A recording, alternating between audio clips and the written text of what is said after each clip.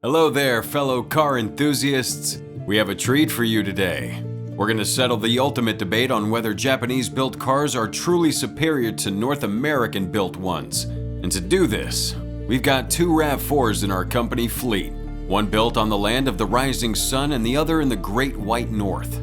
Both are fully loaded and have been put through the wringer, so we can give you an accurate assessment on their manufacturing quality.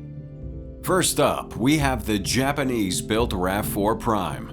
And let us tell you, this one's a real beauty. When we measured the gap between the hood and the front fender, we were blown away.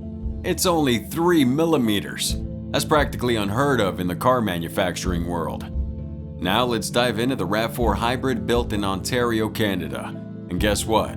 It's pretty similar to the one from Japan. But if we measure the gaps between the panels, we can see a subtle difference. The gap between the hood and the front fender is about 4 millimeters, which is a quarter of a millimeter wider than the one from Japan. And towards the back of the hood, it's actually 4.5 millimeters. While it's still within the benchmark, the inconsistency shows that the Japan-built Rav4 is truly exceptional. Let's take a closer look at the gap between the front fender and the front door. It's about 3.5 millimeters for the Japan-built one, while the Canadian one is around 4 millimeters. Although it's just half a millimeter difference, it seems like the Japanese one is a bit better in terms of the panel alignment. Looking at a few more gaps, we can see a similar pattern. There's a half a millimeter difference in gap between the rear hatch and the D-pillar, and the gap between the front fender and the headlamp is also half a millimeter narrower in the Japanese-built Rav4. Overall, the Japanese-built one has about 10 to 25% tighter paneling fit and a more consistent gap alignment than the one built in North America. However, it's worth mentioning that the Rav4 Hybrid built in Ontario is still of high quality. The body alignment and integrity are excellent, and there's nothing wrong with it. It's just that the Japanese-built one seems to have a slight edge in terms of panel alignment and gap consistency. So is the one from Japan built better than the one from North America? Well, the answer is not that simple. But one thing is for sure, the Japanese sure know how to build some body panels a little bit better than North Americans. Let's turn our attention now to the paint finish and thickness to examine if any differences exist between the two Rav4 models. We have carefully scrutinized both models outdoors and indoors to assess the paint quality and ensured that the same materials were used for both to avoid any biases. While both models come in a blizzard pearl finish, there's a bit of a difference in the gloss levels and orange peel. The built-in Japan Rav4 appears to have a more consistent paint job across the metal and plastic parts, while the one in North America has a slight difference in color between the bumper and front fenders.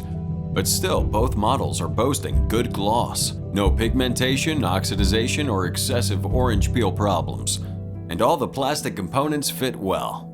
Based on our expertise, we can confidently say that the Japanese-built Rav4 has about 10% better of a paint job than its North American counterpart.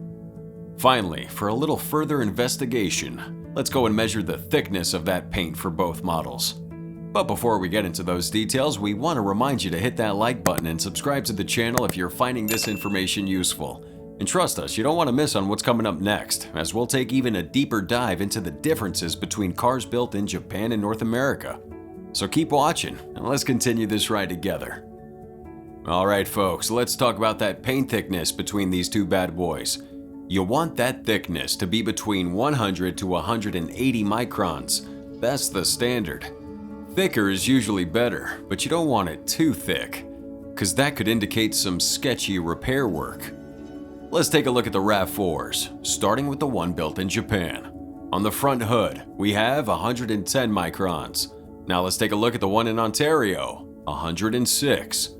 So, pretty close, but the Japanese model is a bit thicker around the front fender. On this side, we have 112 microns, and on the Ontario model, 112 as well. The doors on the Japanese model are at 104 microns, and on the Ontario, 116. Interesting, the Ontario model's actually a bit thicker. Now let's check out that rear fender. The Japanese model has 108 microns.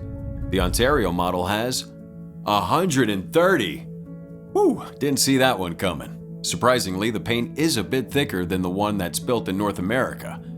Finally, let's check up on top to see the roof. The Japanese model has 174 microns, and the Ontario model has 154. However, the roof has an additional black paint layer, which explains the difference. In terms of the gloss finish on the plastic components, we did notice that the Japanese model has a little bit more shine to it. For example, if you take a look at that front fender or some of the rear bumper areas, you can tell that glossy black portion is a bit shinier and smoother on the Japanese model. But honestly, we're getting pretty nitpicky here because for the most part, the two are more or less identical. Your average buyer wouldn't be able to tell the difference between the two in a showroom.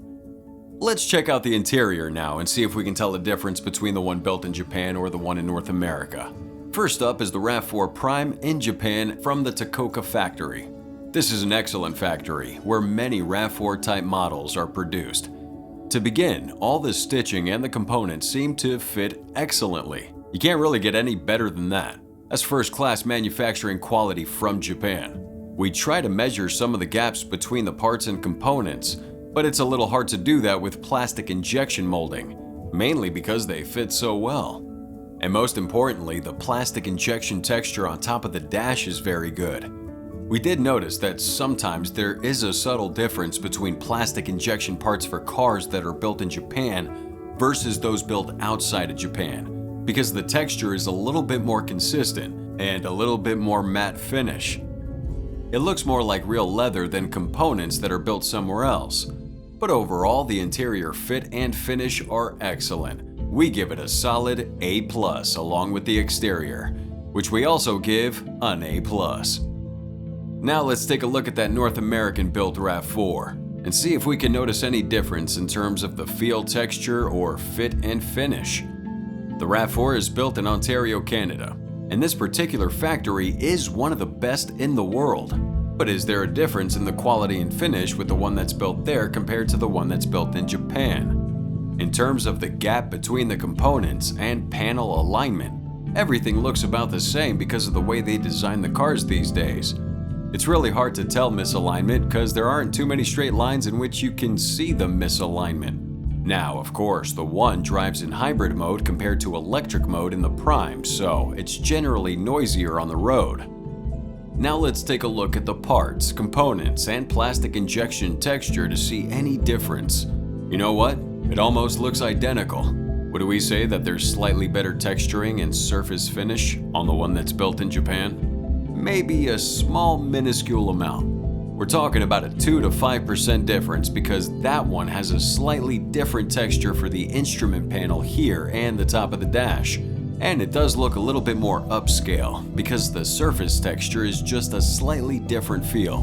But most people will never be able to tell the difference. And obviously there's no squeaks or rattles or anything that could indicate any manufacturing fitness issues.